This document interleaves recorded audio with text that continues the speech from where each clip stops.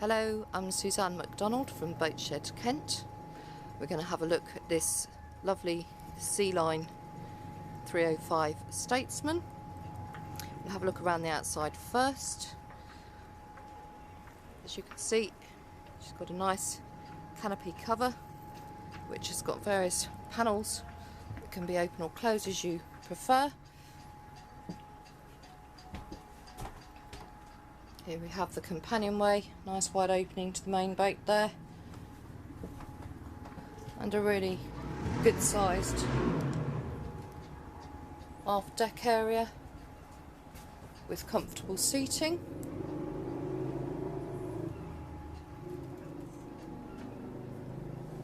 We also have lockers in the aft cockpit area. Here we have steps which will lead to the side decks that you'll see from the still shots. It does all look very nice and tidy in here. The seats are very comfortable. There's a hot and cold mixer tap there for the cockpit shower. Various cut-off switches and other lockers, and then we've got steps up to the Flybridge. There's a lot of handrails to hold on to on the way up, making you feel quite nice and secure. Here we have the Flybridge. Wheel, bow thruster, engine instruments, and your throttles.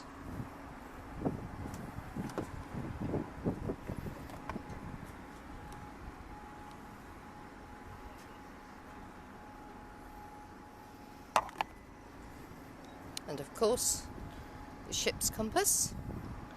Look across the front deck, decent size, quite good side decks for moving around the boat, and you'll see fender holders as well. Jolly good seats here.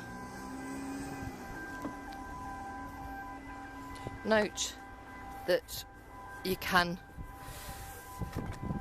move the helm seat to slide back to make that. On the Flybridge, we've just taken the butterfly clips out and laid down the helm seat to form the sunbed. Now we'll have a look at the side decks and coach roof of this boat. There's some nice hand grips here for you to hold on to while you're going around the boat. Windows look to be in quite good nick as well. Note that the side decks have got a non-slip finish on them, and here we have the coach roof, which looks good. Unfortunately, we've had the odd visit by a seagull today, but on the whole the boat does actually look rather nice. It seems to be well presented. Here we have the anchor locker, which you'll see it's inside by the still shots, and we have the Lofren's windlass, which is a lovely thing to have for those of you that like to anchor occasionally. And the cleat there, our fender holders both on port and starboard side, which again is a very convenient touch. And we look at the windows there.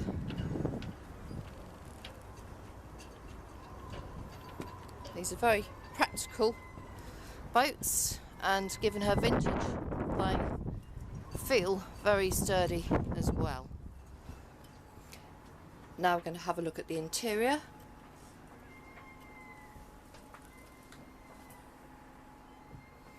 First of all, we've got the galley to the starboard side with ample cupboards for storage. There's an oven with a grill, and a 2-burner gas hob, which conceals to give you a little bit more work surface. There's also a sink with mixer tap, and again storage under. Here we have a storage locker as well, which has a cool box in it. And then as we look over to the port side, you see an excellent sofa and a good sized ship's table, allowing you to have good parties in the evening after a nice day's sailing. Very bright and airy and well appointed, and you certainly get the feeling that this particular vessel has been built to a high standard with solid fixings and fittings and good joinery. Here we have the electric panel. Note there are plug sockets as well, TV aerial, microwave, television. Running forward, we come to the all-important interior helm. It's actually quite a good position, and even though I'm a sailor at heart myself, I can imagine that I would be quite comfortable helming this vessel from this position. Now this boat is lucky enough to have a bow thruster as well. So as well as having 2 engines to help you to manoeuvre nicely in a straight line or wherever you want to go when you're mooring up, you've got a gorgeous bow thruster.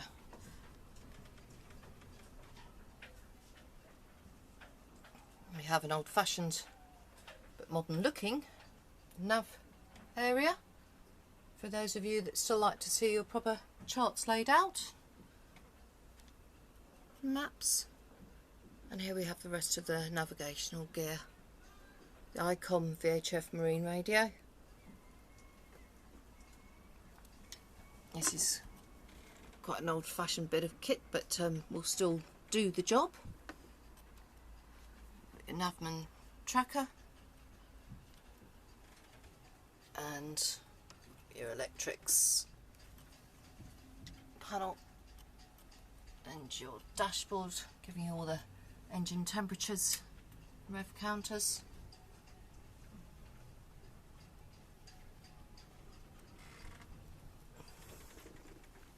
Of course, this settee berth, by the way, the table will go down and you'll be able to make an additional double-sized bed, and it would be a good size double as well if you so wish.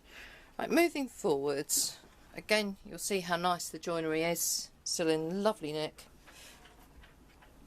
Here we have on the starboard side the heads, and this one is a good size, and it's got basin with mixer, tap with shower attachment, various areas and niches for your toiletries, windows that open and let in light and ventilation, with a shower curtain there, and the toilet of course. It's a very good size.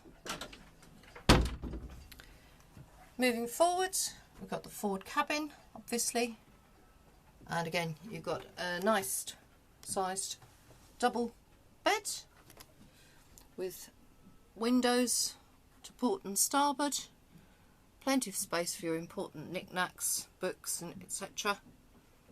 And I have to say it's a very comfortable saloon, and the headroom's quite good as well.